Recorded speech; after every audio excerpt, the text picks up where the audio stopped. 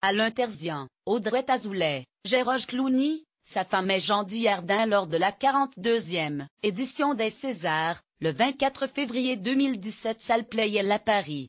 Bertrand Guébard / AFP 15 caméras, 120 techniciens en coulisses. Chaque année, le dispositif autour de la cérémonie des Césars est colossal. Avant la 43e édition, retransmise dès 21h en direct et en clair sur Canal+, le réalisateur Jérôme Revon dévoile les coulisses de l'un des événements télévisés les plus difficiles à concevoir. Le Figaro. Ce soir, vous réalisez votre 20e cérémonie des Césars. Quelle est la difficulté de ce genre de programme télévisé? Jérôme Revon. C'est une cérémonie à part, un one-shot qu'il ne faut pas rater. Ce qui est compliqué, c'est que le spectacle se passe à la fois sur la scène pour les remerciements, et les sketchs dans la salle pour les réactions. Il faut être partout à la fois. Comment faites-vous pour ne manquer aucune réaction? On deux équipes qui travaillent en parallèle, la première est dédiée à la scène, et la deuxième à la salle. Cette dernière a gros travail de préparation. Une semaine avant, elle vérifie qui est présent ou non, qui sont les proches des nommés, les producteurs du film, le réalisateur. Toutes les personnes susceptibles d'être citées pendant un discours et qu'il faudra montrer à l'écran. Il faut éviter d'improviser le jour J. C'est un double travail contrairement à une cérémonie de Cannes. Il y a beaucoup moins de prix à remettre. Connaissez-vous les résultats à l'avance? Il y a 10 ans, on nous les donnait vers 20h30, avant de démarrer, mais depuis que les réseaux sociaux existent, Alain Terzian, le président de l'Académie des Césars, NDLR, refuse, pour éviter les fuites.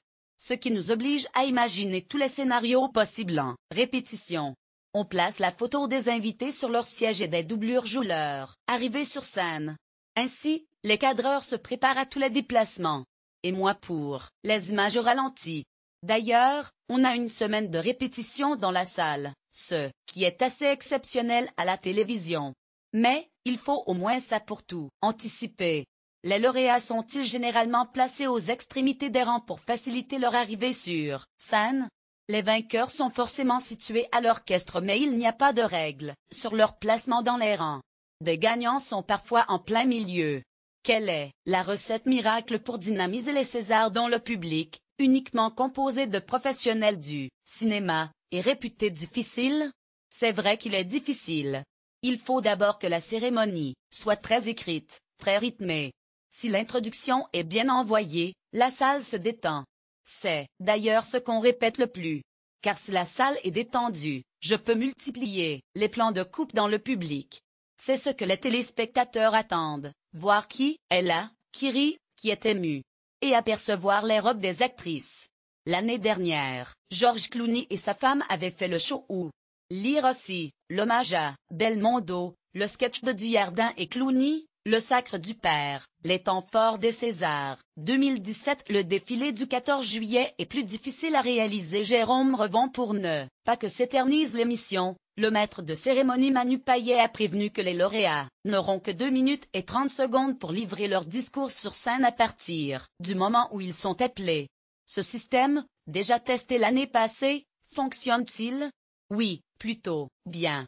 Avant, on pouvait assister jusqu'à 15 minutes de discours. Et plus ça dure, plus j'augmente le volume de la musique. Ce système est moins viol qu'aux États-Unis. Les Américains sont arrêtés au bout de 45 secondes de discours par un orchestre, NDLR. Cette question, autour du temps du discours, est un vieux débat. Après, c'est toujours délicat de couper complètement un micro. C'est aussi au maître de cérémonie de faire accélérer le tempo. Mais, attention, on écoute aussi ce qu'il se dit. On ne va pas interrompre un moment d'émotion. Il faut être souple et ne surtout pas gâcher le direct. La salle Playel contribue-t-elle à réchauffer l'atmosphère? Oui, le public réagit mieux depuis qu'on était Playel. Il faut dire qu'elle est plus sombre que le théâtre du Châtelet, qui a longtemps abrité les Césars, NDLR. Pendant un sketch ou une remise de prix, il est facile de plonger le public dans l'obscurité qui, sans sentir la présence des caméras, réagit davantage. Vous, qui réalisez tous les plus grands événements télé, matchs de foot, de rugby, débats politiques, vœux présidentiels, mariage du prince Albert de Monaco, etc., la cérémonie des Césars est-elle l'exercice le plus difficile pour un réalisateur? C'est sûr qu'il faut de l'expérience pour réaliser l'événement, les plans de coupe sont délicats. Mais je crois que le plus compliqué reste le défilé du 14 juillet. Il y a 45 caméras, le direct dure toute une matinée. Techniquement, les vœux présidentiels sont plus simples mais l'enjeu est stressant. C'est avec le président de la République et 10 millions de téléspectateurs regardent. Tout comme un débat politique. Lire aussi, dans les coulisses des vœux télévisés de François Hollande depuis les attentats. Les émissions en direct sont souvent diffusées en différé. Est-ce le cas pour la cérémonie des Césars? On ne sait pas encore. L'interview a été réalisée mardi 27 février. NDLR, l'Académie des Césars et la chaîne sont encore en train d'en discuter. Le différé permet à la régie de réagir s'il se passe quelque chose mais le problème, ce sont encore les fuites sur les réseaux sociaux. Quelqu'un peut tweeter de la salle et spoiler les téléspectateurs. L'an dernier, il n'y avait pas de décalage.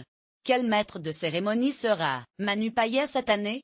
Comme dans son spectacle Emmanuel qu'il joue au théâtre, il va jouer avec la salle, danser, chanter.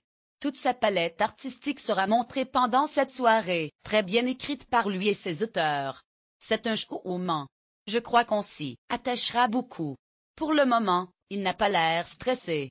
Mais vendredi après-midi, au moment de la répétition générale, ce ne sera certainement pas la même chose. Là, on est bien moins détendu.